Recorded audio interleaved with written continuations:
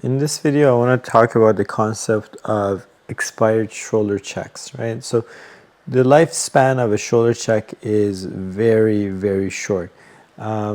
Pretty much, if you don't use the opportunity right after you've shoulder checked, the shoulder check has expired. So we're coming up to make a right turn at an intersection, and we can see we have a regular stop sign.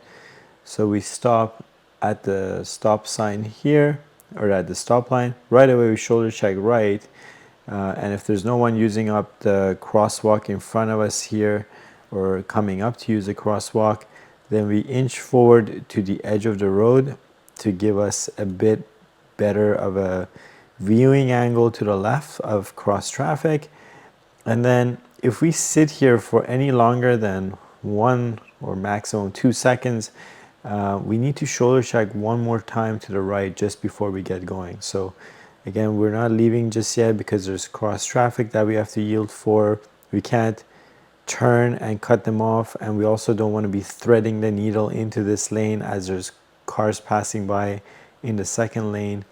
Again, the stop sign is telling us we don't have priority here, so we can only make this turn when it's safe to do so. Exercising patience here. But once it's time to go, again, that first shoulder check expires, so we will do the shoulder check just before we take our foot off the brake to go ahead and make the turn. Okay, so on a right turn at a regular stop sign, there is technically 2 shoulder checks. The first shoulder check is after you stop here at your stop line. You shoulder check to the right to make sure there's no cyclists coming up in your blind spot to try to pass you. There's no kid running up to use a crosswalk here.